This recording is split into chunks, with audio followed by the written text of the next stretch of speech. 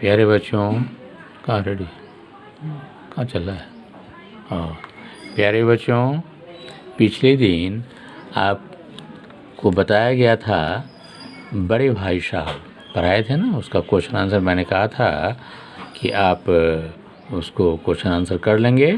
तो आप जो किए हुए क्वेश्चन आंसर, मैं कुछ करा दिया हूँ क्वेश्चन आंसर, इसको देखिए, इसमें सुधार कीजिए कि यदि सही है तो ठीक है, नहीं है तो फिर उसमें सुधार कर लीजिए। कथा नायक की रुचि किन कार्यों में थी? तो कथा नायक की रुचि खेल कूद में ज़्यादा था। वह कंकड़ियाँ उड़ाने, कागज़ की तितलियाँ, वॉलीबॉल खेलने आदि से था। पढ़ाई लिखाई में रुचि 9 के बराबर था। दूसरा, बड़े भाई साहब छोटे भाई से हर समय पहला सवाल क्या पूछते थे? तो बड़े भाई साहब छोटे भाई साहब से पहला प्रश्न पूछते थे, कहाँ थे? वे समझते थे कि छोटे भाई के निगरानी करने का उन्हें जन्मसिद्ध अधिकार है। उनका सोचना था कि छोटा भाई हर समय पढ़ता ही रहे। तीसरा प्रश्न है कि दूसरी बार पास होने पर छोटे भाई के व्यवहार में क्या परिवर्तन आया?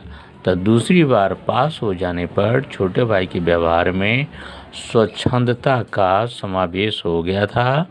उसे एहसास होने लगा था कि पढ़ें या न पढ़ें, पास तो हो ही जाऊंगा। पढ़े या न पढ़े, पास तो हो ही जाऊंगा। वह सोचने लगा कि अब बड़े भाई को मुझे डांटने का कोई अधिकार नहीं है। अब बड़े भाई के प्रति निरादर का भाव झलक रहा था। उससे आगे का प्रश्न देखिए, बड़े भाई साहब छोटे भाई से उम्र में कितने बड़े थे और कौन सी कक्षा में पढ़ते थे? तो बड़े भाई साहब छोटे भाई से उम्र में 5 साल बड़े थे और 9th कक्षा में पढ़ते थे। पांचवा प्रश्न है कि बड़े भाई साहब दिमाग को आराम देने के लिए क्या करते थे?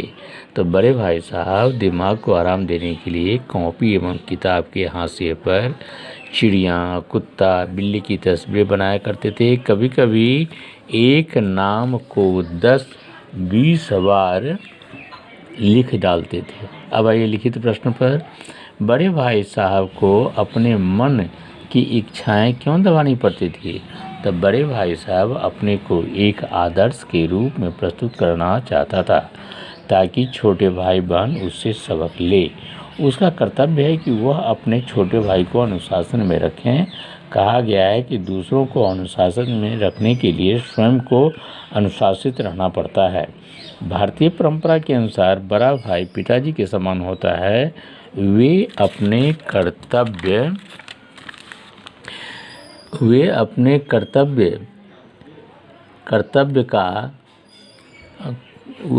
कर्तव्य का बोध कराकर उसका निर्वहन करना चाहते थे, क्योंकि वे उम्र में 5 साल बड़े थे। आइए चौथा प्रश्न, बड़े भाई साहब छोटे भाई को क्या सलाह देते थे और क्यों? बड़े भाई साहब छोटे भाई को परिश्रम करने का नेक सलाह हमेशा देते थे। उनका कहना था कि खेल कूद, गुल्ली डंडा, क्रिकेट, फुटबॉल तथा भाग दौड़ में समय बर्बाद करना ठीक नहीं है। उसे सफलता मिलने पर अभिमान नहीं करना चाहिए। पढ़ाई के आधार को मजबूत तथा निरंतर आगे बढ़ने की प्रेरणा देते थे। वे व्यावहारिक ज्ञान पर जोर देते थे, साथ ही बाप दादा के मेहनत की कमाई व्यर्थ न जाए, इस पर भी ध्यान रखने की सलाह देते थे। अब आइए, छोटे भाई ने बड़े भाई के नरम व्यवहार का क्या फ़ायदा उठाया? तो बड़े भाई के नरम व्यवहार का अनुचित लाभ उठाने लगा। उनके प्रति आदर का भाव कम हो गया। बड़े भाई से छिपकर कनकौए उड़ाता था, पतंगबाजी करता था। अब ज़्यादातर समय पतंगबाजी से संबंधित काम में लगाता था। लेखक को लगने लगा कि पढ़े या न पढ़े, पास तो हो ही जाएगा। इस प्रकार लेखक के मन में बड़े भाई के प्रति प्रेम तथा डर कम होने लगा।